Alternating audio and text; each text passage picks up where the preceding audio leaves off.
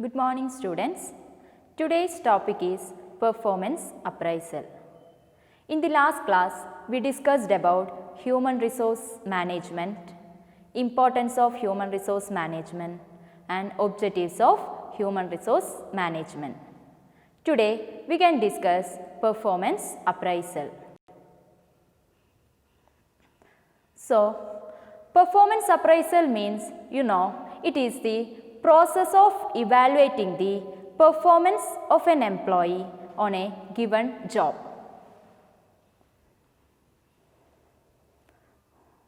Next, need of performance appraisal. First one, provide a review of past work performance. That means, actually the performance appraisal provide a review of the past work performance of the workers. That means, through evaluating the performance of employees, the organization get an idea relating to the past work performance of the employees. Second one, establish lines of communication.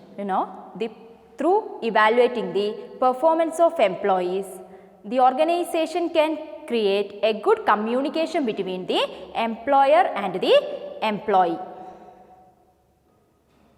Then third one, create an opportunity to discuss professional development goals and objectives. That means, through evaluating the performance of the employee, the organization get an opportunity to discuss the professional goals and objectives. That means, actually the performance appraisal improves the communication level. So, through this they can easily compare or they can easily discuss the objectives and goals. Through performance appraisal, they can create a good communication between the employee. So, that is why they can discuss the goals and objectives. Next, document employee performance. Through performance appraisal, that means through evaluating the performance of employees, they can document the performance of employees.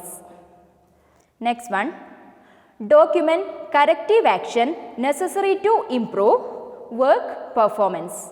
The organization can document the corrective action necessary to improve work performance. That means, through evaluating the performance of employee, if the organization feel any kind of weakness from the part of employee, they can take corrective action necessary to improve the work performance of the employees. Next, it is the supervisor's and manager's responsibility to monitor, evaluate and coach employee. That means, through evaluating the performance of the employee, the organization get an idea relating to the training requirements of the employee. Through evaluating the performance of the employee, the organization can get an idea relating to the training requirements of the employees. Next, we can discuss aims of performance appraisal. First one, give employee feedback. Second, identify employee training need. Third one, document criteria. Fourth one, form a basis of personnel, that is salary increases, promotion, disciplinary actions, bonus, etc. Next, provide the opportunity for organizational diagnosis and development. Next, facilitate communication. Next, validate selection techniques and human resource policies. Then, next, purposes of performance appraisal. First one, to review the performance of employee. Through evaluating the performance of employee, they can review the performance of employees. Second one, to judge the gap between the actual performance and the desired performance. That means through evaluating the performance of employee, the organization get an idea relating to the weakness of the employee. So, through this evaluation, they can judge the gap between the actual performance and the desired performance. Next one. To help the management in exercising organizational control. That means through evaluating the performance of employee, they can exercising the organizational control. That means if the organization are not satisfied with the performance of employee, they can take corrective measures in order to overcome these problems. Next, to diagnose the training and development needs of the future. That means through evaluating the employee performance, they can identify the training needs or training requirements of the employees. Next, provide information to assist in human resource decisions like promotion, transfer, etc. Provide information to assist in human resource decisions like promotion, transfer, etc. Through evaluating the performance of employee, the organization get an idea relating to the promotion of the employee, transfer of the employee, etc. Next, provide clarity of expectation and responsibility of the functions to be performed by the employee. Okay, through evaluating the performance of the employees get an idea relating to the expectation of the organization. Through evaluating the performance of the employee, if the organization feel any kind of weakness, they will communicate that information to the employee. So, through communicating this information, they get ideas relating to the expectation of the organization. The next one, to judge the effectiveness of the other human resource functions. That means through evaluating the employee's performance, they can judge the effectiveness of the other human resource functions. Next one, to reduce the grievances of the employee. Through employee's performance evaluation, the organization can take corrective actions in order to reduce the grievances among employees. Next, help to strengthen the relationship and communication between superior, subordinate, and we already discussed that through evaluating the performance of employees, they can boost the communication between the management and the employees. Next, procedure of conducting performance appraisal. Here you can see a chart. That is, first setting performance standard, then communicating the standard, then measuring standards, then comparing standards, then discussing result, then at the final stage they will take corrective action. So, we can discuss the process of performance appraisal. First one, establishing performance standards. In order to evaluate the performance of employee, first the organization will determine their standard. In order to evaluate the performance of employee, the organization will determine their standard. Second one, communicating the standard. After determining the performance standard, they will communicate these standards into the employees. That is, communicating the standards. After determining the performance standard, they will communicate this information to the employees. Otherwise, they can't work as per the, that means otherwise they can't work according to the expectation of the company. Then third one, measurement of actual performance. After communicating the performance standards to the employee, the next step is to measuring the actual performance. That means it is the process of evaluating the actual performance of the employees. Next one, comparing actual performance with the standard performance. After evaluating the actual performance of the employee, the next important step is to comparing the actual performance of employee with the standard performance. What is that? Comparing the actual performance of employees with the standard performance. It is already fixed by the organization. Next, discussing the appraisal. That means after comparing the actual performance with the standard performance, they will discuss the employees' performance with the employees. After comparing the actual performance with the standard performance, the management will discuss the employees' performance to the employees. Then last one, taking corrective action. After evaluating the performance of the employee, if the organization feel any kind of weakness, or after evaluating the performance of employee, if the organization feel any drawback, they can take corrective measures in order to overcome this problem. After evaluating the performance of employees, if the organization feel any drawback, they can take corrective measures in order to overcome these problems. Next, we can discuss methods of performance appraisal. We can divide the methods of performance appraisal into two. They are traditional methods and modern methods. We can divide the methods of performance appraisal into two. They are traditional methods and modern methods.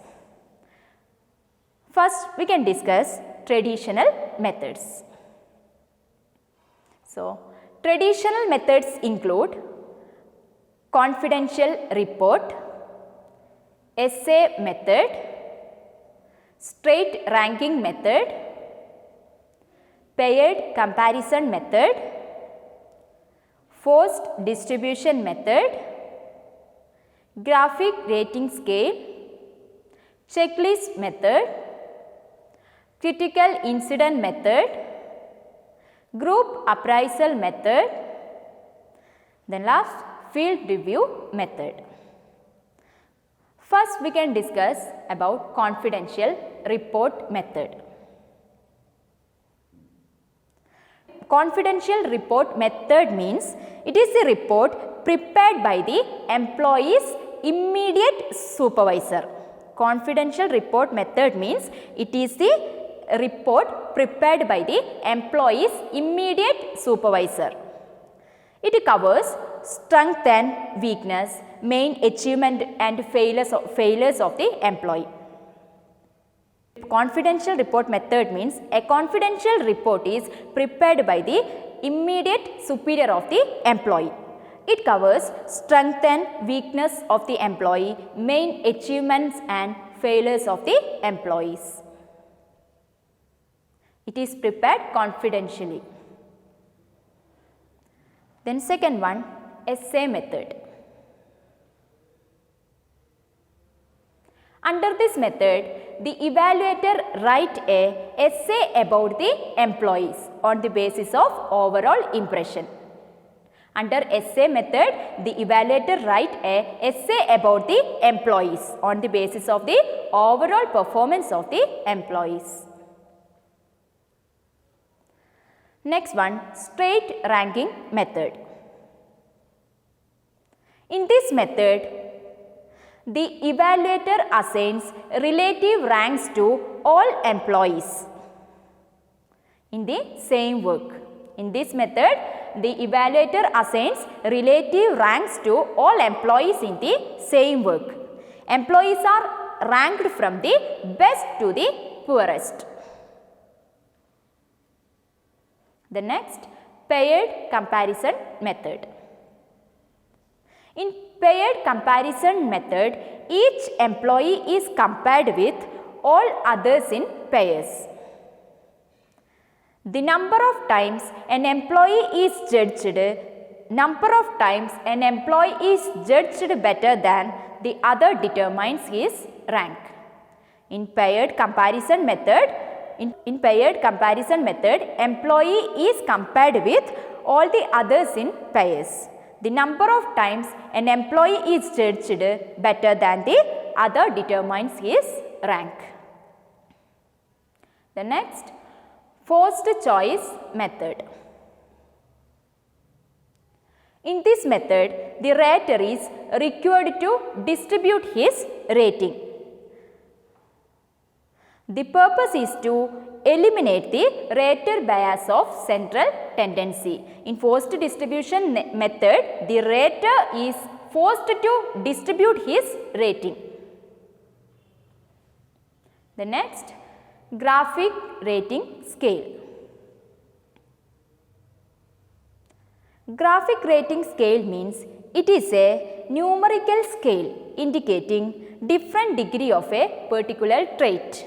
Graphic rating scale is a numerical scale indicating different degree of a particular trait. The rater is given a printed form for employees to be rated. So, the printed form contains the several characteristics relating to the personality and performance of the employee. In graphic rating scale, it is a numerical scale indicating different degree of a particular trait. The rater is given a printed form. The printed form contains the characteristics and some personal qualities required for an employee.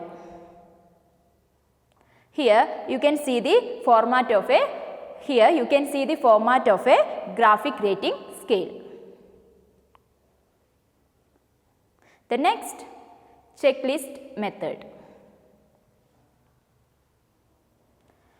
Checklist method is a list of statements that describe the characteristics and performance of employees on the job. Checklist method is a list of statements that describe the characteristics and performance of employees on the job. So, here you can see the format of checklist method. Then, critical incident method.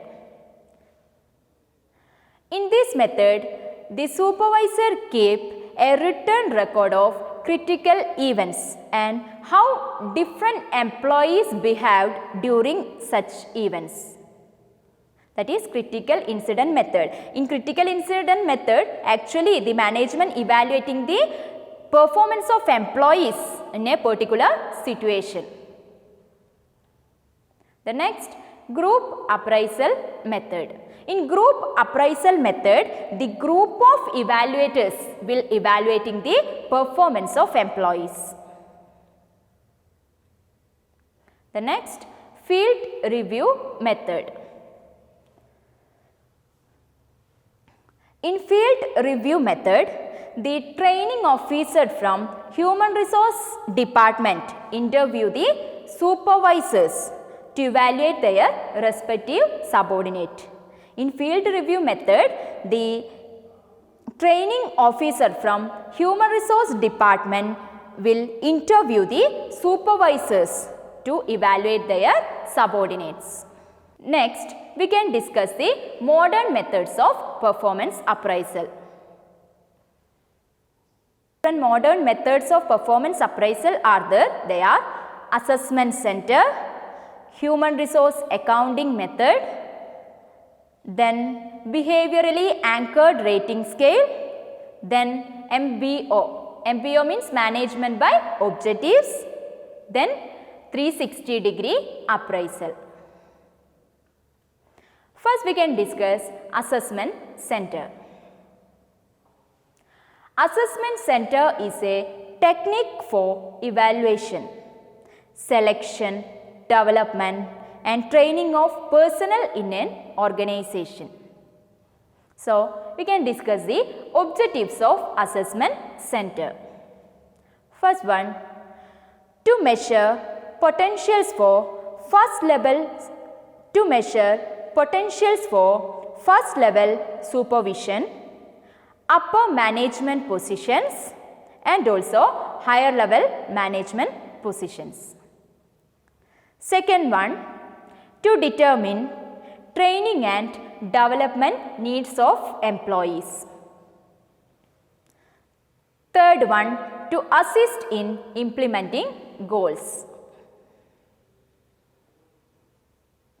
Then we can discuss the process of assessment center.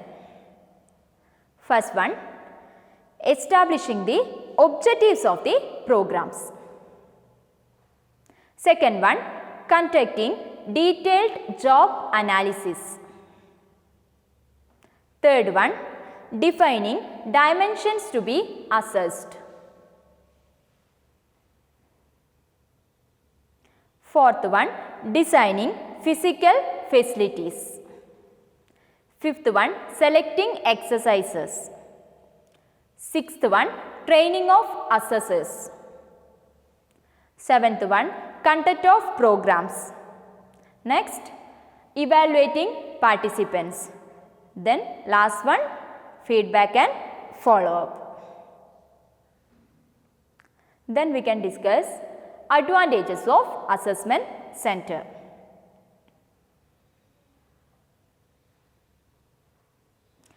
A well-designed, a well-conducted assessment center can evaluate the future performance and progress. A well-conducted assessment center can evaluate the future performance and progress. Next, reliability and content validity are high in assessment center. Compared to all other methods, through assessment center, the reliability is high. Third one, it makes sure that wrong people are not hired and promoted. Through assessment center, they can ensure that wrong people are not hired and promoted. Then fourth one, the assessment center test clearly defines the criteria for selection and promotion. The assessment center test actually it defines the criteria for selection and promotion. Next, some limitations of assessment center are there. They are first one, cost. Second one, influenced by subjective elements. Then third one, reaction negative. Then fourth one, other problems. The next, we can discuss human resource accounting method. Under this method, the performance of employees is judged on the basis of their cost and contribution. Here, cost means the salary, wages, etc. Contribution means it is the performance of the employees. So, they are comparing the salaries and performance of the employee in order to evaluate the performance of employee. That is human resource accounting method. The next, behaviorally anchored rating scale.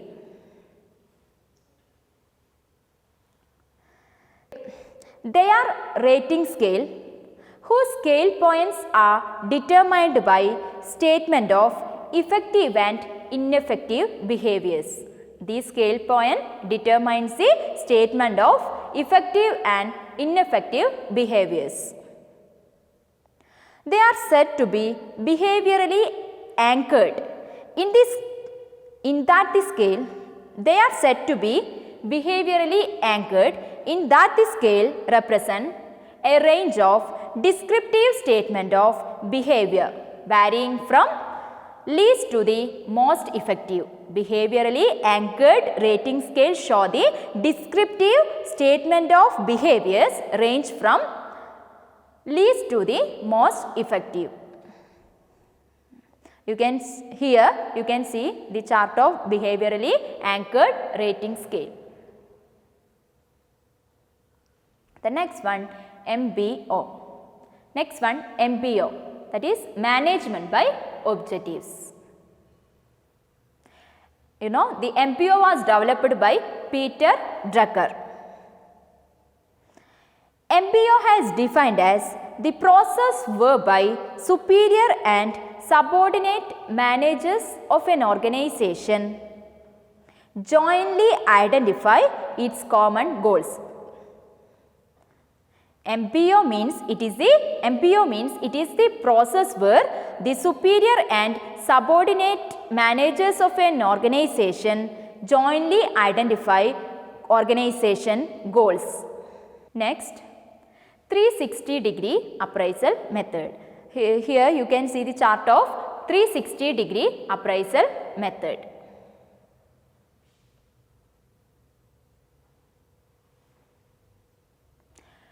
Three sixty degree system involves evaluation by everyone above.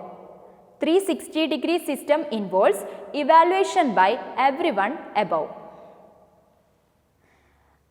Alongside and below him. Structured questionnaires are used to collect responses about managers from his boss, peers and subordinates. In 360-degree method, they are using structured questionnaire in order to collect information from managers and subordinates. Then some advantages of 360-degree appraisal are there. First one, individuals get a broader perspective as to how they are perceived by others. Second one, the feedback provide a more rounded view of their performance. Third one, enhance awareness and relevance of competencies.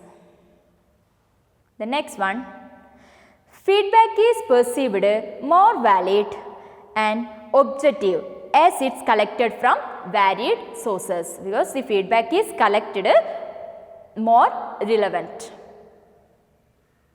Next, disadvantages of 360-degree method. First one, frank and honest opinion may not be received. Second one, stress might be put on individuals for giving feedback. Third one, lack of action following feedback. Next, linking rewards to findings can prove to be unfair. The next, steps involved in 360-degree appraisal. First one, top management communicate the goal and need for 360-degree appraisal. First one, top management communicate the goal and need of 360-degree appraisal. Second one, employees and managers are involved in the development of the appraisal criteria and appraisal process. Third one, employees are trained in how to give and receive feedback. Fourth one, employees are informed about the nature of the 360-degree appraisal instrument and process. Next one, the 360-degree system undergoes pilot testing in one part of the organization. Then last one, management continuously reinforce the goal of 360-degree appraisal and is ready to change the process when necessary.